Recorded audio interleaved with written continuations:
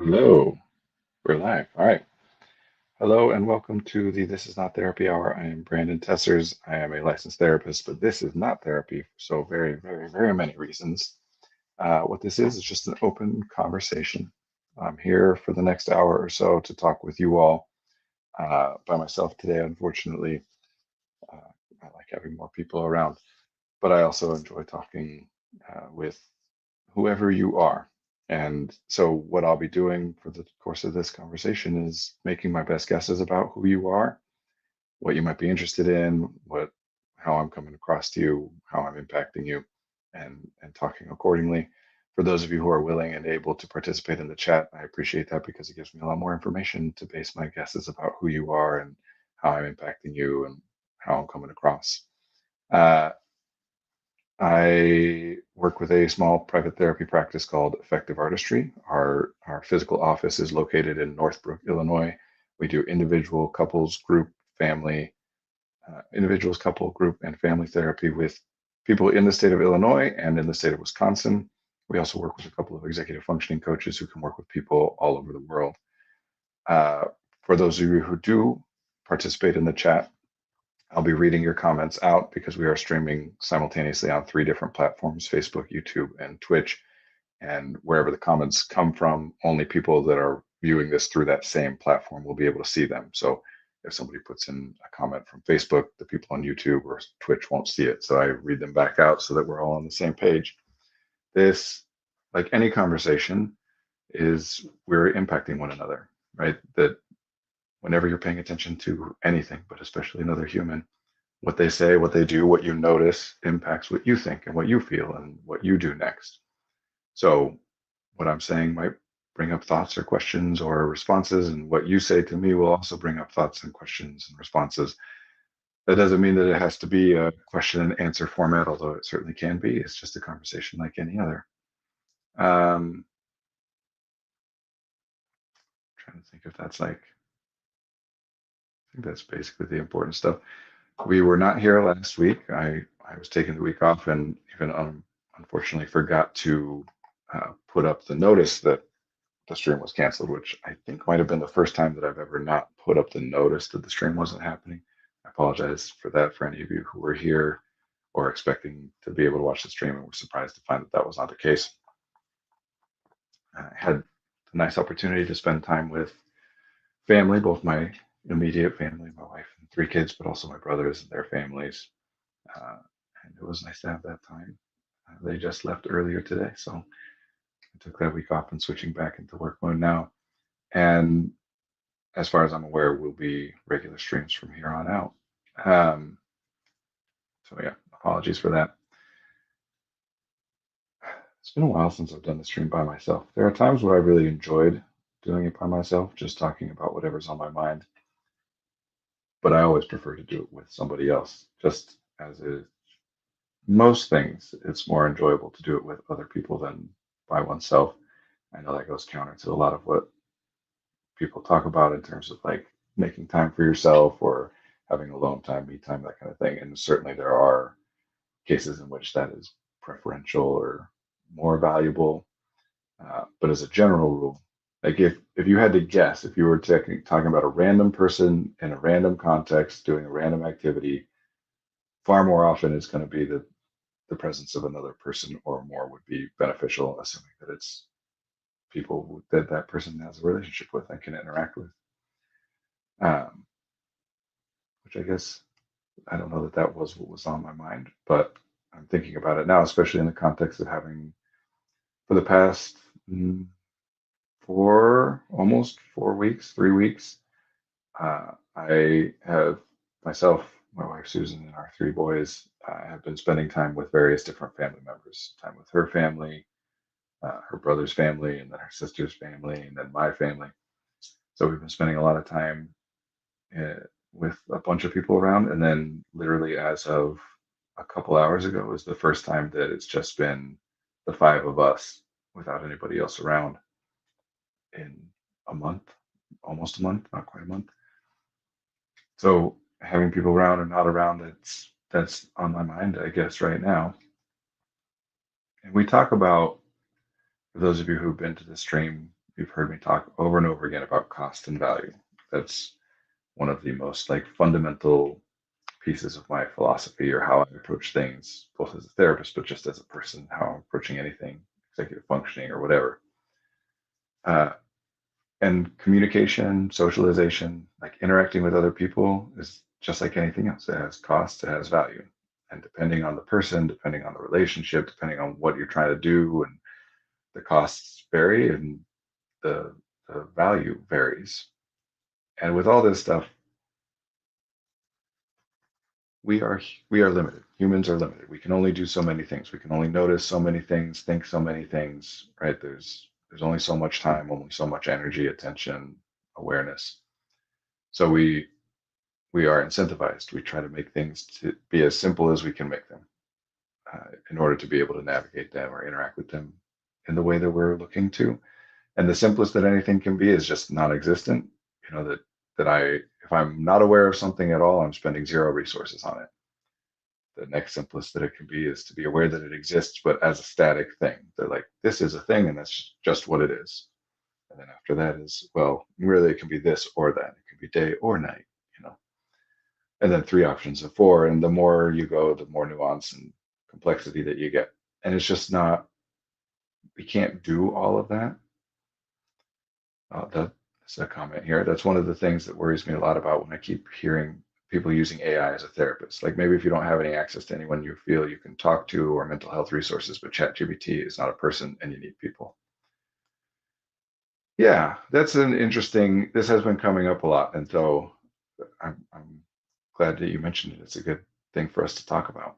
Um, ChatGPT, so I'm certainly not an expert in this, you know, in the technical elements of these things, but I try to keep aware of or am somewhat knowledgeable about this stuff. Um, these things, for the most part, that we're calling AI at this point are large language learning models, where they get fed training data, which is just writing that people have done. Uh, I don't know for a fact, but I would presume that some, if not most of them at this point, are also fed training data that's about stuff that people have said, like transcribed. And then they look at like patterns and trends of when people use this word in what context or what is connected to it, or when people say this, how is the response written and whatever. And they, in much more complicated ways than I am able to convey, they utilize that to kind of, in a sense, algorithmically select language, you know, this word, then this word, then this word, or this phrase, or however it works. So it's a great tool, depending on what you're using it for. Really wonderful tool. And as with all things, we talk about this all the time. A really useful tool is still a problem if you use it beyond the limits of its utility, right? If you use a hammer to put nails into a piece of wood, it's a fantastic tool. We haven't really improved on it in however many millennia, I would assume, since the first hammer was invented. If you try and use it to cut a piece of wood in half or to convey a message to someone, like then it's not going to work so well. And in fact, trying to do it might make things worse. AI, ChatGPT is the same. It's useful for what it is useful for. When we try to use it beyond the limits of that utility, it can cause problems. But some of this thing about people using ChatGPT as a therapist really has more to do with, I think, a misunderstanding of what therapy is, a misunderstanding that is like propagated by therapists themselves as well. Um, the idea that the value of therapy comes from the content of the words that the therapist is saying to you, right? That you go to a therapist because they helped you to figure out what's wrong and then give you information about what's wrong and give you information about how to do things differently so that it's better. And it's not that there's never benefit to that. There certainly is, can be benefit to that. But that element of therapy, that is some of what's going on. That element of therapy can be replicated pretty successfully by self-help books or podcasts or videos or even ChatGPT AI, right? That if the value of some interaction with a therapist is about you're saying X, Y, and Z things happening to me. or I'm experiencing these things, and the therapist then says, oh, that matches the criteria, or we would apply the diagnostic label of X, Y, or Z to that thing. And then if that's the case, you want to do this, you want to do that, right? That kind of stuff is useful. And ChatGPT is really good for giving you that information, uh, because that kind of stuff is written down and talked about, and it's all over the place. If you're looking for grounding exercises, which again, I'm not trying to denigrate any of this, that's really a useful thing to be able to have some activity to go through to help get yourself grounded when you're starting to feel anxious or panicked or whatever. Uh, you always could have Googled around to find that information or picked up a book or watched a video. I guess I shouldn't say always because Google itself has not been around forever. Uh, but this is not new. And ChatGPT is just a much more efficient way of getting that to you with the added um, convenience, benefit, whatever, of being presented to you in conversational. I was going to say English. I assume that it is other languages as well, but that is presented to you conversationally rather than having to kind of pop around and get information yourself. It kind of does that and then presents you the consensus kind of, here's some of the things that you can try, which is great. There are other elements of therapy and of human interaction that cannot and will never be replicated by AI. It seems at this point, a couple years ago when ChatGPT first kind of became more mainstream, like more widely known about, everyone was panicking. Not everyone, but a lot of people were talking about like, oh, AI is going to replace us and etc. These days, it seems to have shifted as these conversations generally do to like a lot of focus on how can we use this in the workplace and how does it impact our ability to learn and is this messing things up for the kids and whatever.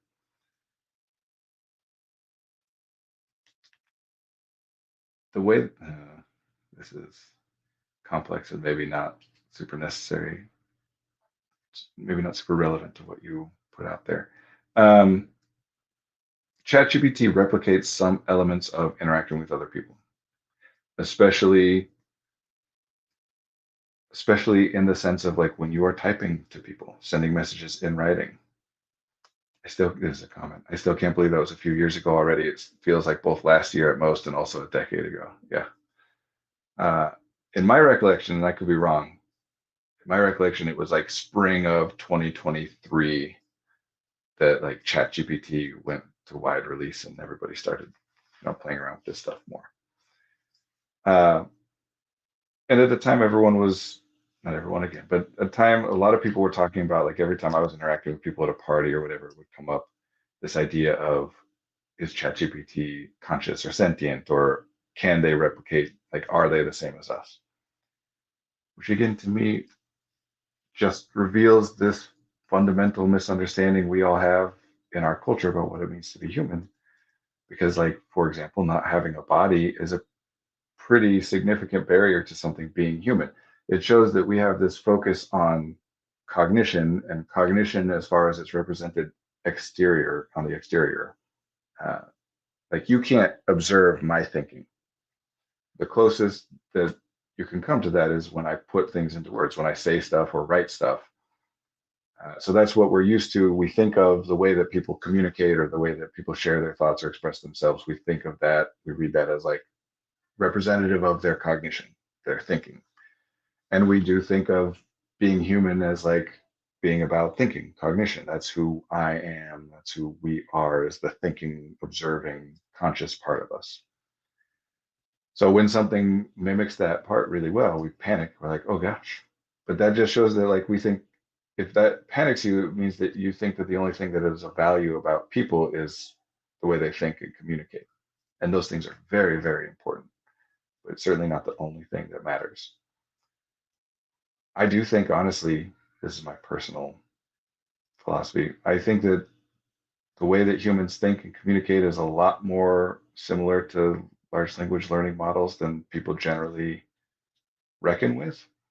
That we also kind of are fed training data sets of how people use language and then experiment with utilizing that language back out and getting feedback about what sounds clunky and what gets X response versus Y response, and then over time kind of refine and refine the way that we utilize language. But there's other stuff going on with us besides just language. So I don't think that that stuff is too far off of replicating that element of us. It's just that that's only one part. And so yes, ChatGPT is I should say I personally have not used ChatGPT, but I've done other AI things. Most notably, like when I Google things these days, I get AI responses, and there's AI responses kind of built into so many of the tools that we use. Um, but I think it is a wonderful resource for that to say like, I'm looking for this kind of information, or here's my specific question in a way that's much more fluid and responsive than Googling. And of course, prone, as everybody is talking about, prone to hallucinations or problematic responses where it's gathered some data and connected some things that doesn't really connect. I know, just as like a personal and nerdy example, uh, there's a new Magic the Gathering set coming out. Uh, I'll finish this real quick and then read that next comment there. And I wanted to see, because I mostly play on Magic Arena, the like app or digital version of it. I wanted to see when the cards released to be able to play with on that. And so I was Googling that, and the AI kept telling me that it would be available on Magic Arena on the date that it was available in stores, which is not the case, right? Just little things that it mixes up. I've been thinking a lot of your metaphor of this. These are comments. I've been thinking a lot of your metaphor of the Star Trek computer overheating itself by thinking too much. That's what it feels like to me when you use AI to sort out your feelings. Yeah, there there is not as much inherent value as in sorting through your feelings as I think we generally like to think of it as. There is a big focus on understanding our feelings. And depending on what you mean when you're saying like understanding how I feel or why I feel the way I feel, there are many cases in which it is useful to explore that stuff. There's a lot of cases where it's not, and we have kind of unintentionally, I think, created this idea that A, it is possible to understand what you feel and why you feel it and what to do about your feelings. And B, that therefore the goal is for each person to achieve that.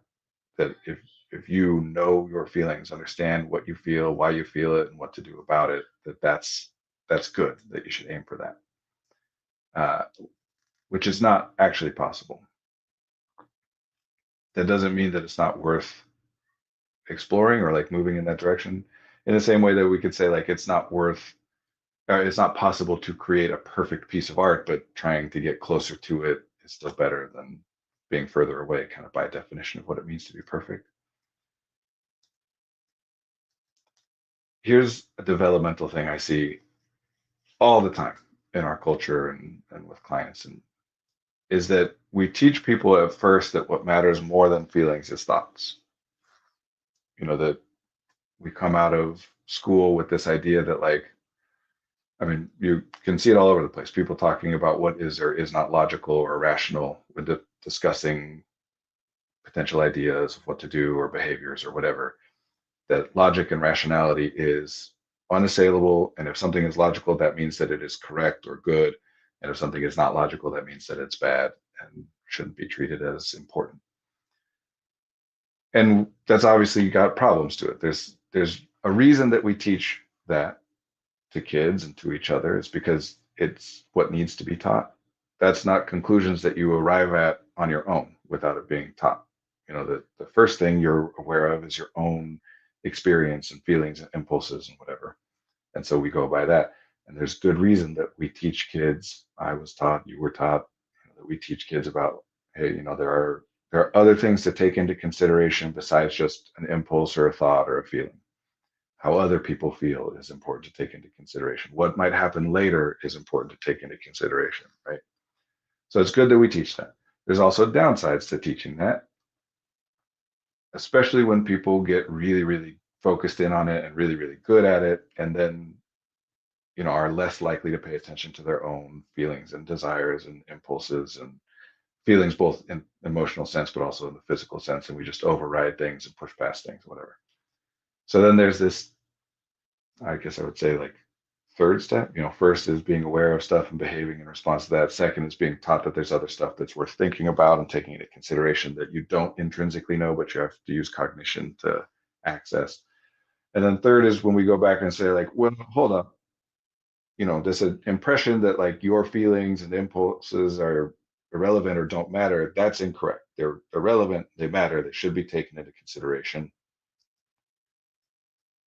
But we simplify. I was talking about we're incentivized to simplify things. So that's the issue. Is at first when we learn about thinking is good, we interpret that to mean that feeling and basing our actions and whatever off of feelings is bad. Then we learn, oh, hold up, actually, like feeling is good and basing actions on feelings is good. And sometimes that then gives us the impression that like thinking is bad, as opposed to that there's a balance that you're looking for in here. And what tends to happen at that point is then that people still apply the frameworks and whatever that we've been working on for so long about logic and rationality and cognition using thoughts. We're just applying that now to feelings and trying to access and utilize and understand feelings through that lens, which doesn't, it can be helpful. It often is helpful to attempt to do, but it doesn't actually work. That's the point, that feelings and sensations are not the same as thoughts. They don't follow logical rules. They are a separate category of thing. If they were just thoughts, we would talk about them as just thoughts. So we tend to still prioritize thoughts over anything else. And our way then of saying, like, my feelings matter is to translate, like, develop some new thoughts that allow us to tap into those feelings and then use logic and rationality to justify why those things matter. So, like, a very common classic example of this is you learn that it's worth being productive and doing things that you don't always want to do or don't enjoy doing for later benefit or to benefit other people, right? That's a good and important thing to learn.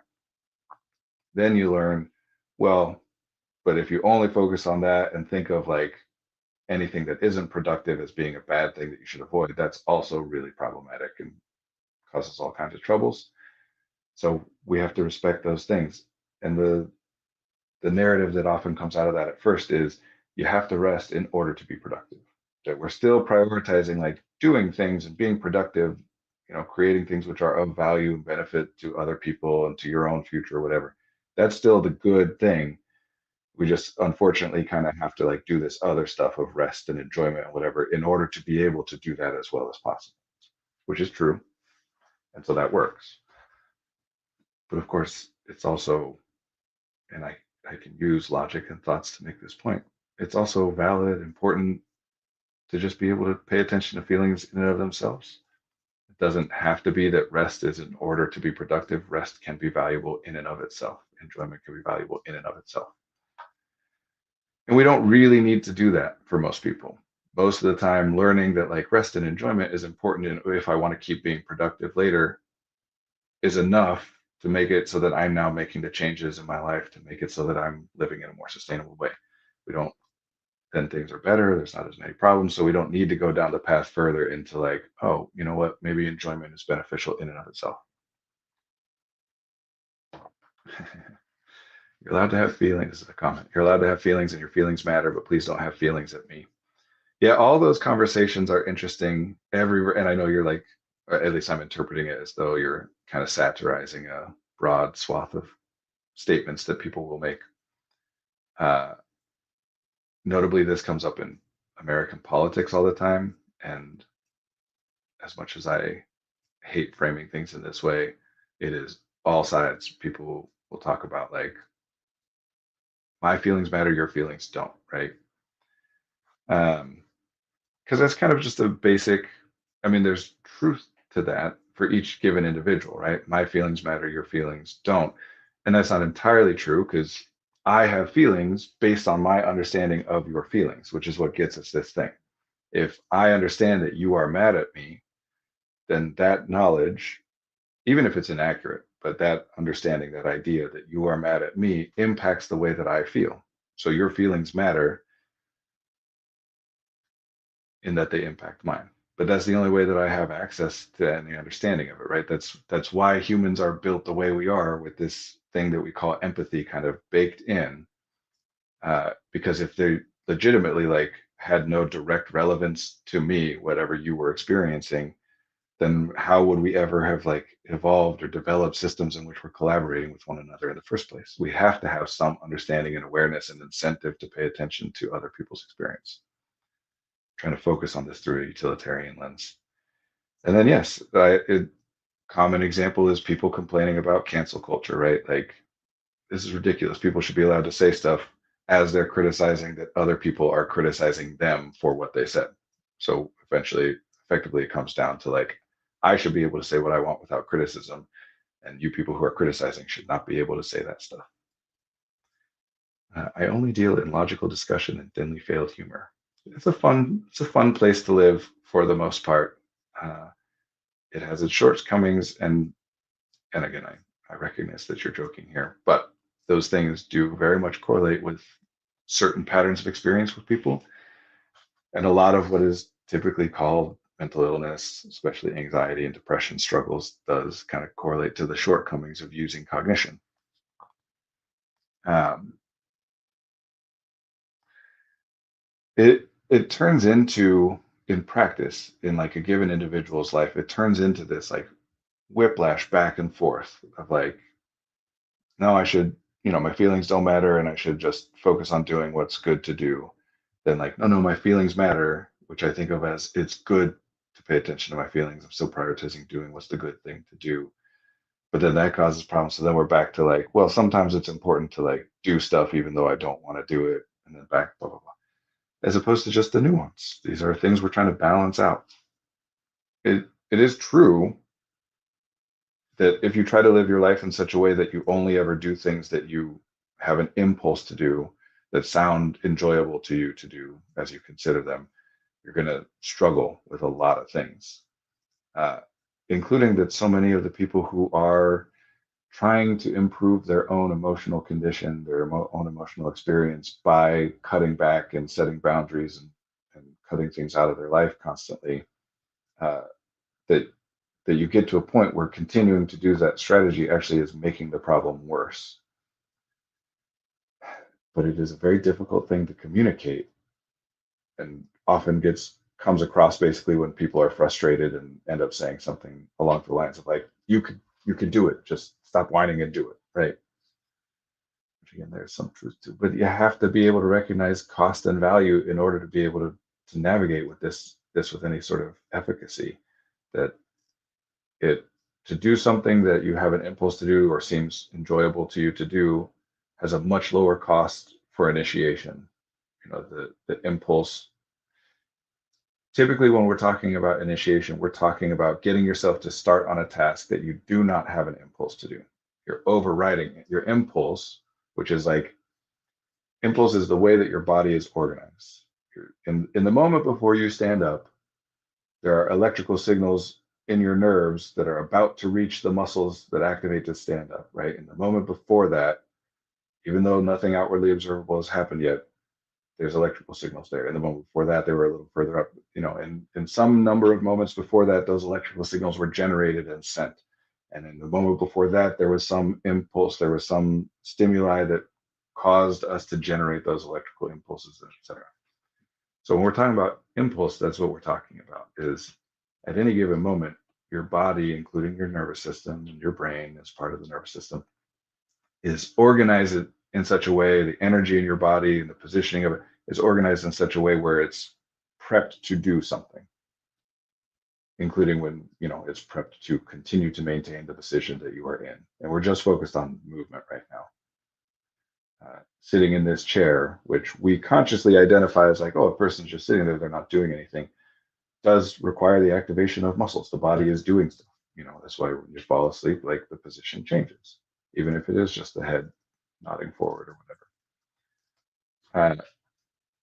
So in these terms, it's best to think of this as everything is doing something.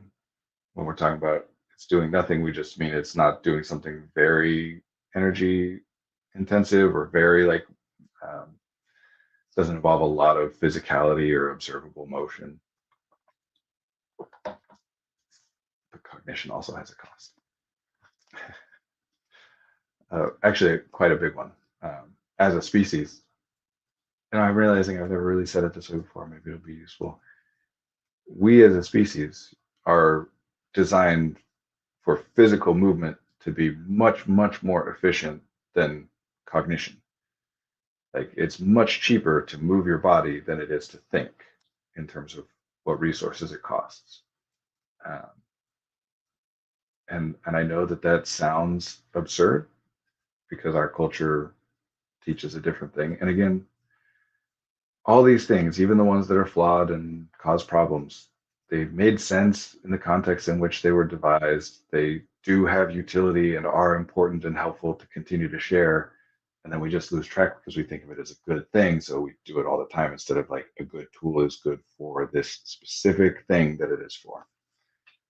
Because, yeah, in our culture, we very much think of like manual physical labor as being much more energy intensive than cognition, which is just not the case. It is true that manual labor, in the sense of doing a job, is almost always much more energy intensive than a job in which you are primarily engaged in cognitive labor. But that's because of the structure of the job. Physical labor is very easy for people to observe whether or not you are engaged in the task, and cognitive labor is not. Even if you're sitting there at your computer actively writing an email, your mind drifts and wanders onto other things, as or at least it can drift and wander onto other things as you're engaged in the task. Thinking is all the evidence we have suggests that humans are wired to, under like you know baseline uh, reasonable expectation circumstances for sustainable human life, that we're optimized for 1.5 to 2 hours of cognitive labor in a day, whereas we're optimized for approximately 8 hours of physical labor in a day. We're much, much more efficient at that. Humans, you may have heard about this. We are endurance hunters, we've been called sometimes, that the way that early humans hunted was to just track something and just keep walking forever. We can just walk and walk and walk and walk and walk until the thing got too tired and couldn't walk anymore, and then we can kill it and eat it. Um, Even those of us in our culture nowadays where we don't, even those of us in this culture who don't get like regular physical exercise or activity or whatever, can still, in a pinch, if necessary, walk several miles before collapsing, right? Anyway, I got off on a tangent there. Uh, this big misunderstanding that cognition is free and that it's the only thing that matters. That's what scares us about ChatGPT and these things. It's like, oh my gosh, it's doing cognition more efficiently than we do it, and it can do it nonstop where we need to like sleep and stuff. But that's just one element of what we do. Our culture is just built around prioritizing that element of what we do.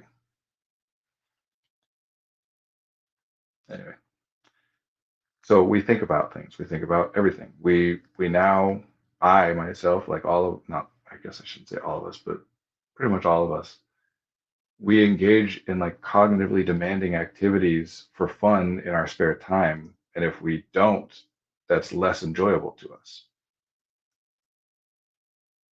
There's a comment here. I'm very out of shape, but I can walk 15 miles in a day without too much trouble. Yeah, we are really, really efficient walkers. And I mean, really, like, I know that sounds absurd, but if you pay attention to like most life, I was gonna say on this planet, but that's, as far as where we're all life that exists, uh, not very good at movement. I mean, there's more plant life than anything else, and it doesn't move very much at all. And then single-celled organisms and bugs, and I think most of us just need to take better care of our feet. I do actually very much agree with that. We, as a culture, I think don't put as much emphasis on feet as would be beneficial. Very important part of how we function. And we've alleviated that to some extent by creating contexts, lives, environments, societies where like we don't have to be on our feet walking around a lot. We sit a lot. And people talk about that as though it is bad. And certainly there's, you know, evidence to suggest that a more sedentary lifestyle leads to various different health complications. Um, and certainly tons and tons of evidence, not just research-based evidence, that getting some amount of physically engaging activity which results in an increased heart rate, getting some amount of it over the span of a day or a week, different results come out of different things, but roughly, 60 minutes, I think 60 minutes a week is the like baseline recommendation. I could be wrong about that. That there's benefit to those things for sure. As with everything, like it's all complicated. It changes. It's different from one person to the next. Everybody's bodies and biology is different. So we're just looking at like statistical averages. But the truth is always somewhere in the middle. It's not that, your body doesn't matter at all. And it's not that your body matters more than anything else. And it's the same thing with your mind, your thoughts, your conscious self. It's not that it doesn't matter. It matters. Your feelings matter.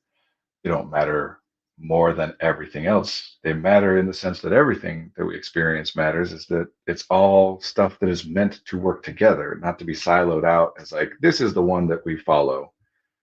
But there's a reason that we're built with this tension, right? That not all the time, but that there are times where what we feel emotionally is at odds with what we think, and that both of those are at odds with what we're physically feeling. Uh, because sometimes it's best to go one way or best to go the other. And evolution doesn't work in the sense that like we can accurately predict every context and know what's going to be the best thing to do in this scenario. It's back to socializing, being with other people where we started. There are inherent benefits to socializing with other people. There are way more than the inherent benefits of socializing. There are so many and huge, huge benefits to socializing with other people given certain contexts, who they are and the relationship and whatever. Uh, there are also costs associated with those things.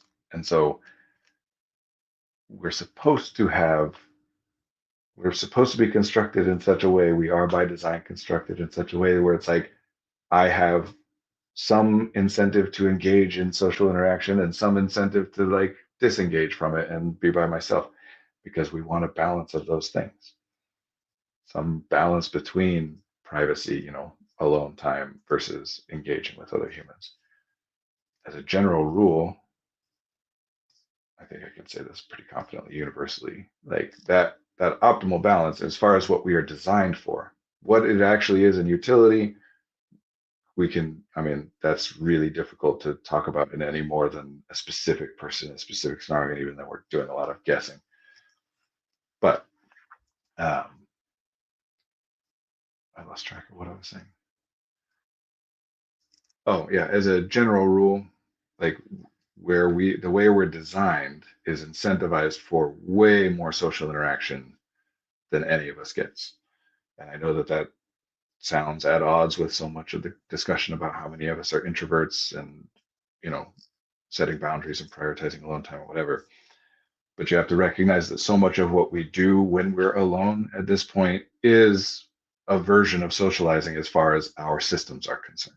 Watching TV shows or listening to podcasts, reading books, going on social media, playing games. All of those are things that to some extent satisfy some of the requirements or some of the functions that we get out of socializing with other people. And I'm not saying that it's a worse version of it. Sometimes that, depending on the context, sometimes I would very much recommend that a person play a video game instead of hang out with people, but there are different versions of it. And if you put a person alone in a room with no ability to socialize with other humans, not even the fakey kind of being able to like engage in some form of art that makes you think and behave in some of the same ways as though you are interacting with other real humans, uh, things go real bad for that person real quick. I mean, unfortunately, the American prison system still allows for people to be put into solitary confinement where they're cut off from all contact. And so we've been able to study this to some extent. In a week in solitary confinement, people's brains have been permanently damaged already. We really are not built to be alone like that. So ChatGPT, I would say, is no different from all this other stuff. You know, I shouldn't say that. It's not no different.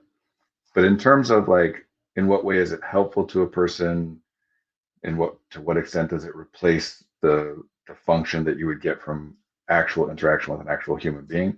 In those terms, it's the same as reading a book or listening to a podcast or playing a video game, that it provides some of the benefit without some of the other benefit. And it does it and simultaneously, it does it at a lower cost than socializing with another human often requires. I won't say always, but because there are versions of socializing with other people that cost barely anything at all.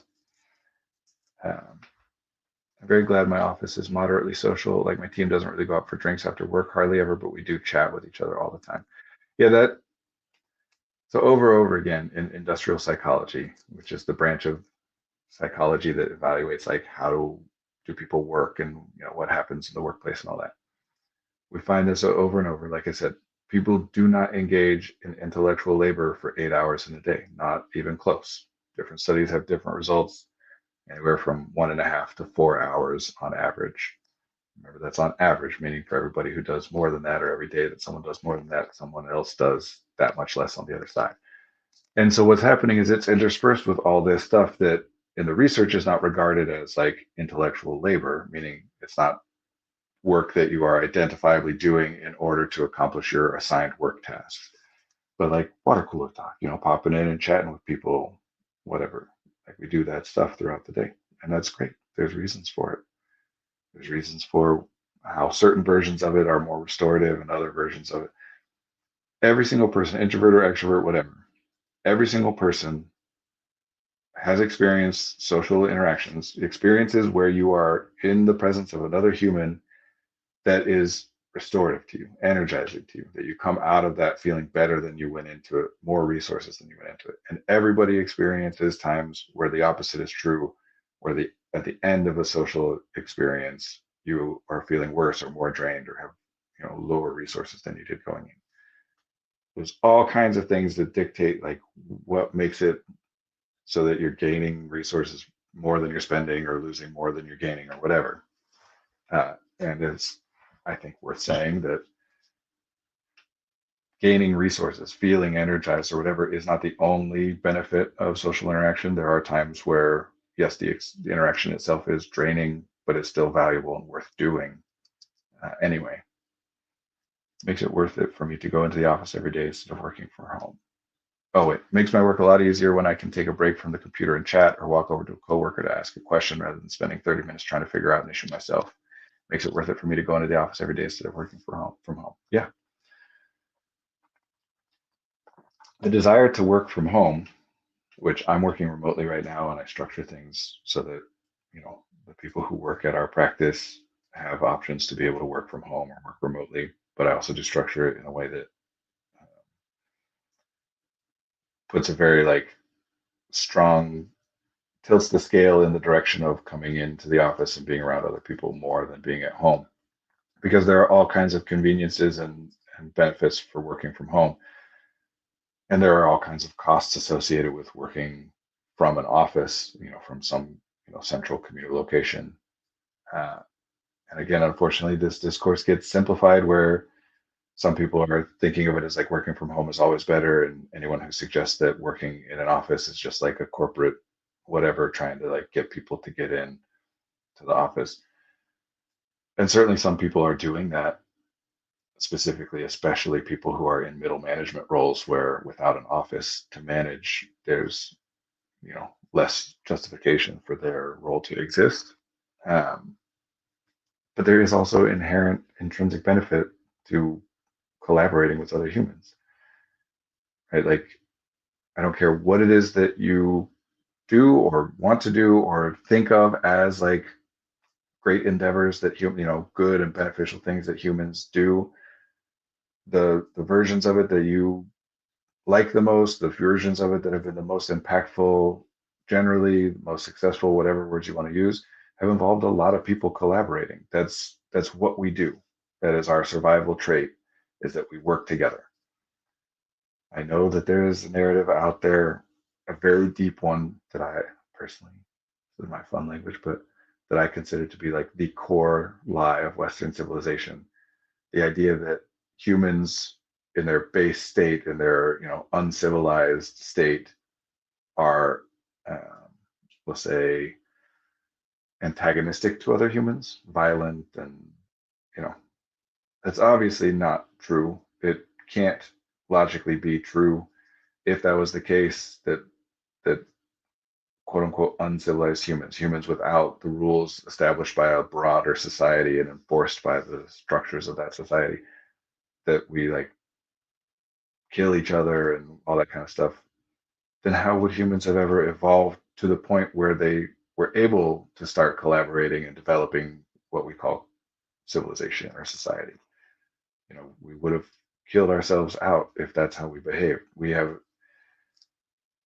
You can look at this in the modern context. We have a lot of research on this. What happens when a disaster strikes? When the regular structures of society or culture collapse, what happens? And over and over and over and over again, people band together and help one another out. We get a lot of stories about the opposite happening. Hurricane Katrina is often used as a notable example of this because there were stories about horrific things going on. But those are initially fabricated, they're made up. That's just not what's happening. And then sometimes, not all the time, but then sometimes what happens is the broader culture or society puts boots on the ground, get people in there to stop these horrible things from happening. And then once you do that, you've now introduced opposition, and then sometimes violence and things occur from there. Um, but that's not how. There's this idea of like, I mean this, I know about myself. I do not have experiences of some impulse to cause harm, like physical harm to another person. I don't even have experiences of having the impulse to cause like emotional distress to another human. I don't like to do that. I like to make people happy. And so do you. I'm not special. We like to have this idea that we're special, that everybody else, secretly is out for themselves and willing to kill and whatever, do terrible things. Uh, but even the people who do things like that, what we generally find is that they have narratives that to them make it so that what they are doing is actually to the benefit of people. A lot of the time, those things can be very illogical or absurd or like obvious to everybody else, like thin justifications for doing things. But the fact that those justifications exist is evidence that humans don't work that way. That even when humans do those terrible things, there are still mechanisms in place that almost force them to come up with some understanding of how what they're doing is actually beneficial to some people, at least, even if it's not to the people. Although a lot of the time, the justifications, the narratives are about how doing the terrible thing is actually for the good of the person to whom they are doing the terrible thing. We like to be by each other. We evolved in a context in which you were around everybody you knew every single day. And again, this is not to say that there's no downsides. There are costs to socializing with people. And this isn't prehistoric times. This is a different context. And so the way that we're constructed doesn't necessarily mirror what theoretically would be the most optimal way to navigate the new context. And that's what we're all trying to do is take into account what our instincts and our feelings and whatever, but balance that against an intellectual understanding of how the context is different and so on and so forth. So if talking to ChatGPT helps a person to feel less lonely, that's great. Just like if playing a video game or reading a book helps a person feel less lonely, it's great. If talking to ChatGPT gives you some ideas or some thoughts or some resources that you walk away with and you use them and they're helpful, that is also really great. Just like a book or a podcast or anything else is also great. The two things that I want people to watch out for with ChatGPT is A, do not treat it as though everything that it is saying is correct. Treat it like you are talking to some random person.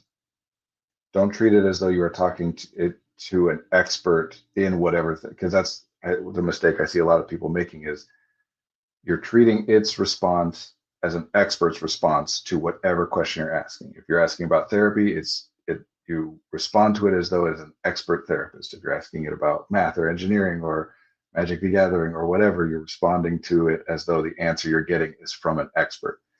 And that's not the case. Respond to it as though you are talking to just a random average person. That's what it is. It is a representation of like the average amalgamation, right? And so that doesn't mean it's not useful or it's always wrong. Just like talking to a random person, like they can say useful things and be accurate about things. But also, if they say something that to you is like, that doesn't sound like what I know, you wouldn't right away be like, well, I'll just replace my own understanding with this one because that's right. Uh, that's what I hate about when my friends say they like grittier narratives because it's more real. Yeah, we got to wrap up in a few minutes. I'm going to come back to that. I worry a lot that there's a general overriding narrative in our culture that people are bad and most people will step all over other people for their own interests given the chance. No social institutions are trustworthy because people are inherently untrustworthy. Yes. There's a book called The Better Angels of Our Nature that I have not read. I want to be clear, but my awareness of what is in this book, it's kind of a history of Western civilization in a sense, uh, and it's trying to make the point that people are better than we all like think that we are, but along the way unintentionally reinforces this problem, the idea that it's civilization that makes us better. Uh, and and a lot of the time people, when they realize some of the like failures in that way of thinking, will then respond to the opposite and be like, well, no, civilization is terrible, it makes everything worse, which is also not the case. Like everything has a cost and everything has a value. There are benefits to having indoor plumbing beyond just the convenience and comfort of it. Like it protects us from huge diseases that wipe out massive chunks of our population, right? Like there are benefits to these things. There are also costs. Uh, if you want to make the claim that people are inherently selfish, you can make that claim because this is a narrative thing. It depends on what we mean by selfish. The danger is when people make that claim and then provide an exception for themselves and certain people that they select, right? They're like, people generally are untrustworthy or selfish or bad, but not me and my friends. That causes problems. Uh, if you want to say that all people are selfish, you can. That's a defensible statement in the sense that, like, I only have access to information through my own experience, including things that you tell me. I am hearing those things or reading those things and interpreting them. And something within me is what dictates that those things are valuable and worth paying attention to and whatever, right? Right? They always say, but not me and my friends. Yeah. If anyone's going to make a blanket statement about how people are and accept for them and the people they know, that's always suspicious. Doesn't mean that the person is doing a bad thing, but just I don't understand this kind of exceptionalism narrative. Um, One of my rules is like if people are talking about like there are people that blank, but you don't know any of them, you've never met any of them, and all the people you know don't know any of them, then it's really worth questioning whether those people really actually do exist. It is possible that they do and that you haven't interacted with them for various reasons. Obviously, there are like there are many, many countries, the vast majority of the countries in this world I have not been to, and therefore have not interacted with people in the local culture of that country, even if I've met people who originated there or traveling from there or whatever. Me and the people I know are good, but everyone else is awful. That doesn't make a lot of statistical sense. Yeah. So this is what I keep calling like the core myth of Western civilization. This idea that like, look, we all understand. And again, the narratives are fine. They're valuable in the context in which they're derived. That like people are banding together in larger and larger groups, and there are downsides to that. And some people more incentivized than others to make the point of like, yes, but this is valuable to us, right? Like even though this part sucks and that part sucks, like it's still better for us to do this than not. And again, largely that's true. we all live, not literally every person, but I mean, the vast majority of people live in very large communities at this point. And I don't just mean like, the number of people in your town or whatever. I mean, the people that you're connected to and impacted by. Even if you're in a town of 100 people, that town, if you're in the United States, that town almost definitely has roads and power and water and whatever. And you can get deliveries from places, and the shops that you go to do get deliveries from other places, right? You're not completely self-sustaining. There are benefits to larger scale. There are costs to it too. And I don't, no person would personally agree that like every time there's been a cost paid for some ballot benefit and trade-off, it's a worthwhile thing, or I would agree with it or say that like, no, that's justified. There's all kinds of stuff where I would say, no, that's terrible and that shouldn't happen, even though it did also result in this beneficial thing that if I was able to evaluate it separate from the cost paid for it, I'd say, sure, that's great. But with you include the cost paid for it, it's like, no, not worth it. We shouldn't do that.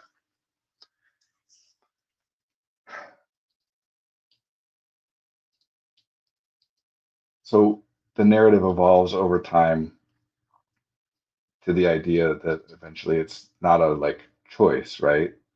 It's not about you can choose to be independent or choose to live in a larger community. And like, I shouldn't say it evolves. For all I know, this was the narrative right from the bat or whatever. They're like, no, this is just good and that's bad. And that narrative over time evolves into like, what is the benefit? And one of the benefits, especially early on with larger cultures, larger societies, is safety, including physical safety.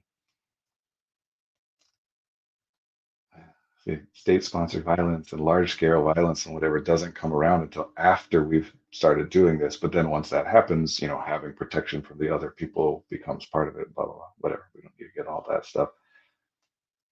So this basic fundamental idea that like the version that you'll hear a lot these days is people saying things like, "Hey, if there were no cops, everyone would just be out there murdering and robbing and whatever." Like when if there were no cops, you'd be really sad when somebody came to try to murder you, as though cops prevent murder, which they don't. Uh, but they do, punish murderers. That, truthfully, they are integral in punishing people who have murdered, but they don't prevent it. The idea there that is part of this like cultural myth is that people are self-serving, and so if murdering somebody gets me something, I'll do it. But if there's a punishment that I know I will have to deal with if I murder somebody, then I won't do it. Which, again, not the case. We weren't all running around murdering each other before there were laws against it and punishments for it, right? Those things came later because, that had to come after language was developed and whatever. We have, if you hurt another person, it hurts you to do that. And I don't just mean in the sense of like it causes you problems. I mean literally you experience pain when you cause pain. You can you can have narratives and justifications that make you think that it's worth it, but you need those things because it inherently hurts to hurt another people. We don't like to see people get hurt. Just fundamentally.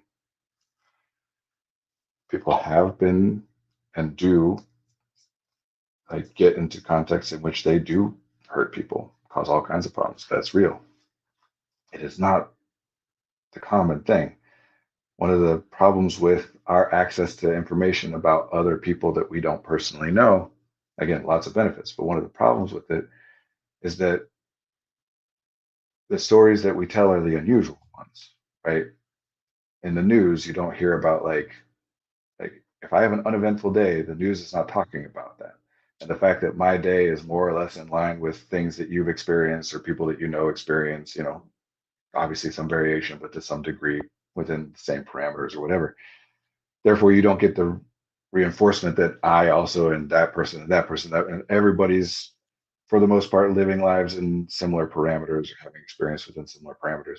But then something that happens outside of the norm, including terrible, especially terrible things, mass shooting or whatever, that we talk about and we share. And so we become aware of every instance of that. And the way that we make judgment calls and formulate opinions and whatever is weighing our information, the information we have access to. And if I know about a bunch of wars and a bunch of murders and a bunch of whatever, and I know about plenty of that not happening, especially from my own life, but like when I'm thinking on a large scale about people I don't know, I know a lot more terrible stories that happen to all the people that I don't know or that people I don't know do than I know about good stories. I know good stories too, but I hear a lot more about the bad stuff, which isn't to say that that's terrible and should never be done. It's just pointing out the context, right? That like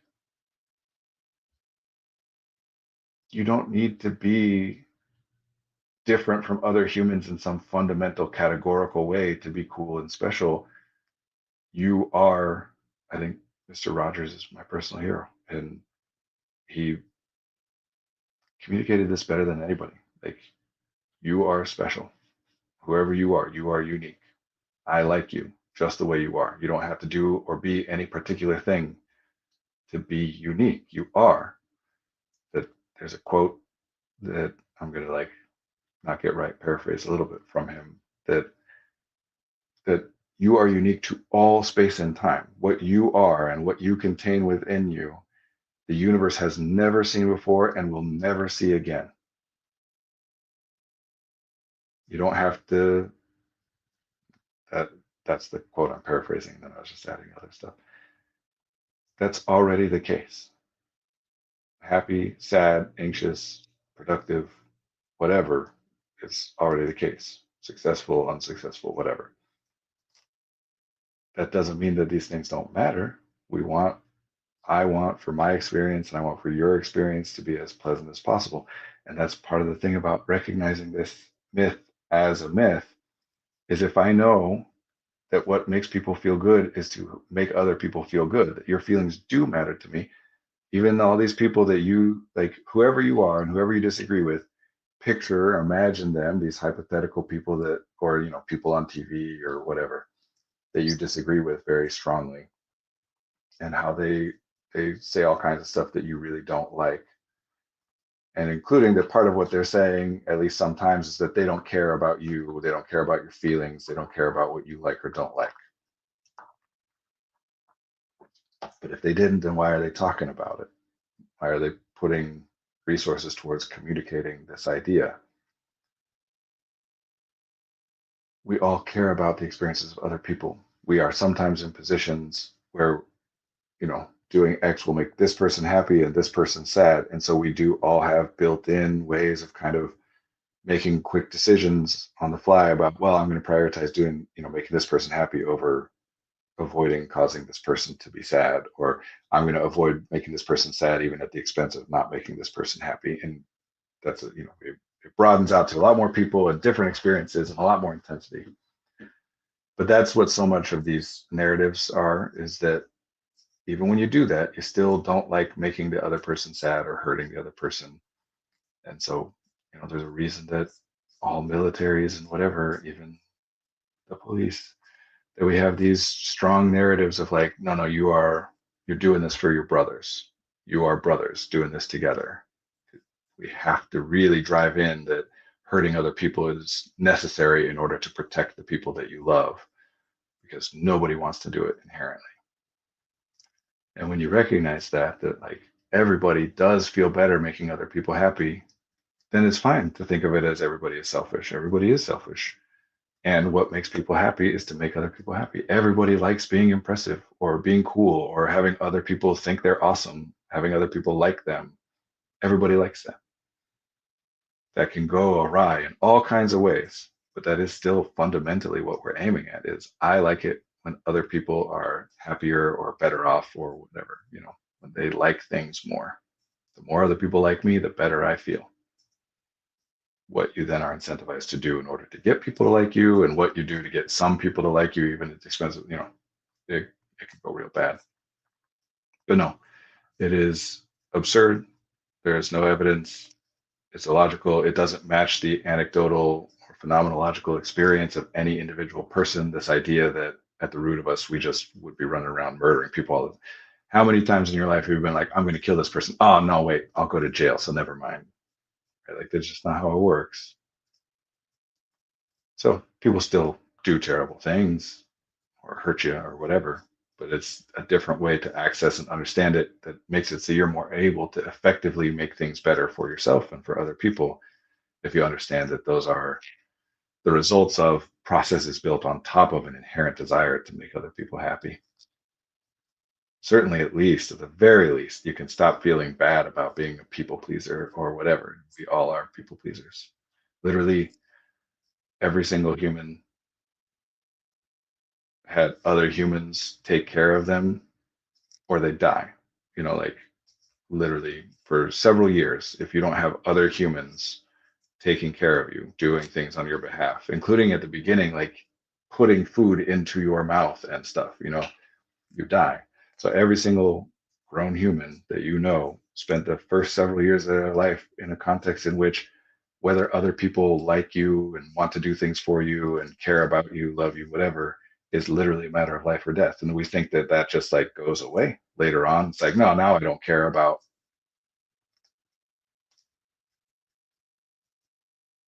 Anyway, I gotta go. It's good to be with you all. Thank you, Best Insider, for participating in the chat today. It's nice to talk with you. I will be back next week, potentially with somebody else with me. Maybe not. We'll see. Next Monday at 1 o'clock Central. Thank you all.